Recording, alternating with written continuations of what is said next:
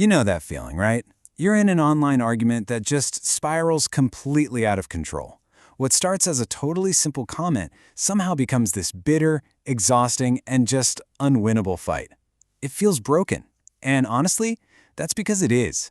Today, we're going to pull back the curtain and look at the hidden engine that makes online communications so incredibly prone to failure. We're going to see why that game feels so unwinnable from the start. So really, why does this happen? How does a single post that feels perfectly clear to you get twisted into 100 different angry replies? Well, it's not just about people being difficult or looking for a fight. There's a fundamental problem, a deep structural flaw that's baked right into the very nature of how we interact with each other.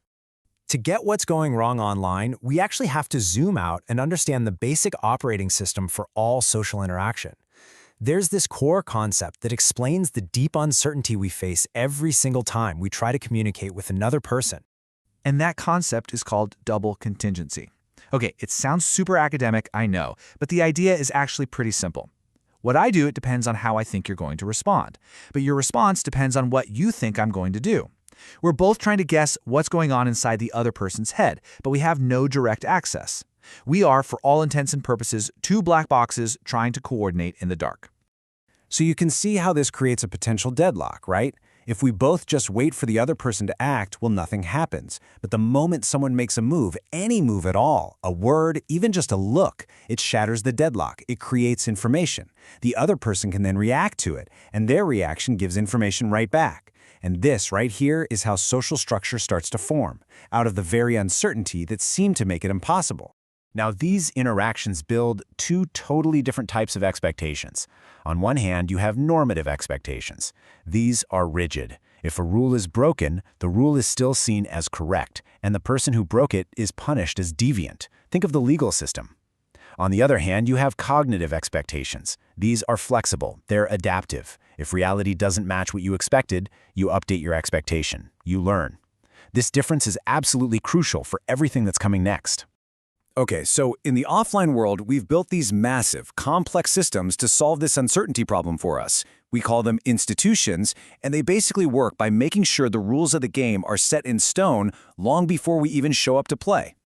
Think about it. Schools, workplaces, courts, they all function by creating these stable sets of rules that just keep reproducing themselves. They use their power to enforce one single dominant way of communicating. In these places, the rules for how you're supposed to talk, what you can say, how you should behave, they are not up for debate. They're preset. This makes things predictable, but it definitely comes at a cost. And that cost is usually paid by people whose natural way of speaking or being doesn't line up with that institution's dominant code. They're forced to code switch, constantly policing and changing their own language just to fit in. This creates this huge mental burden, this feeling of being inauthentic. It's the price you have to pay to get into a system that wasn't really built with you in mind. And this quote just brilliantly captures that feeling.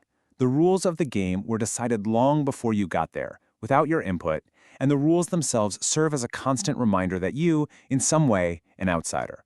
It's a game where the setup itself encodes your disadvantage right from the very beginning. But online, that whole institutional solution completely collapses.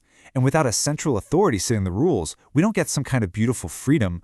No, we get an endless, chaotic war for who gets to control the rules. The key problem here is something called context collapse.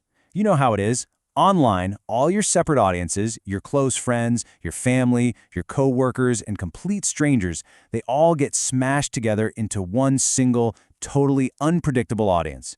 That joke you meant for your friends, your boss sees it. That political comment for your peers, your aunt sees it. So this just multiplies that black box problem 1,000 times over. You're not just trying to coordinate with one person, you're facing a whole swarm of people, and every single one of them is operating with a different, often incompatible rulebook. This chaos leads to what we can call norm wars. And these aren't just disagreements about a topic. No, they are fundamental fights over which set of rules should even apply to the conversation in the first place. And just how fragile is this online order?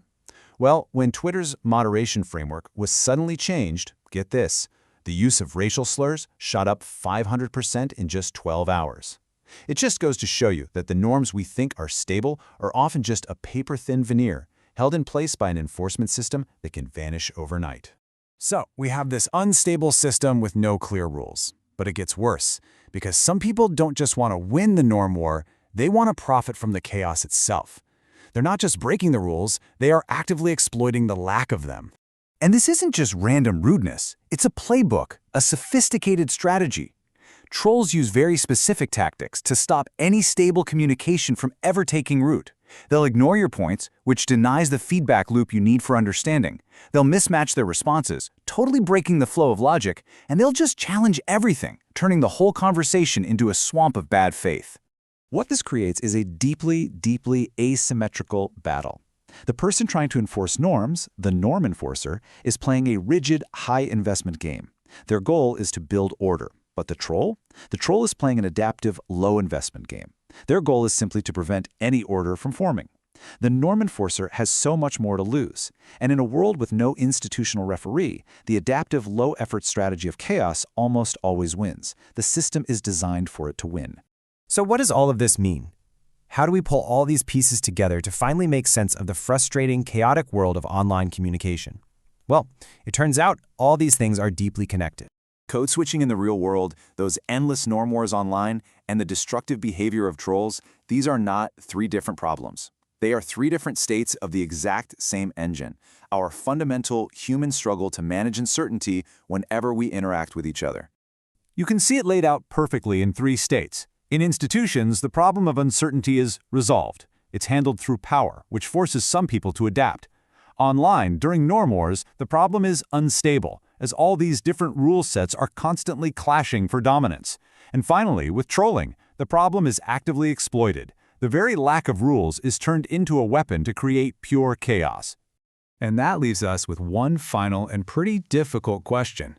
When we log on and enter these online spaces where context is completely collapsed and there are no shared rules, what are we even doing there? If my attempt to build some kind of order is just your opportunity to create chaos, are we really communicating at all?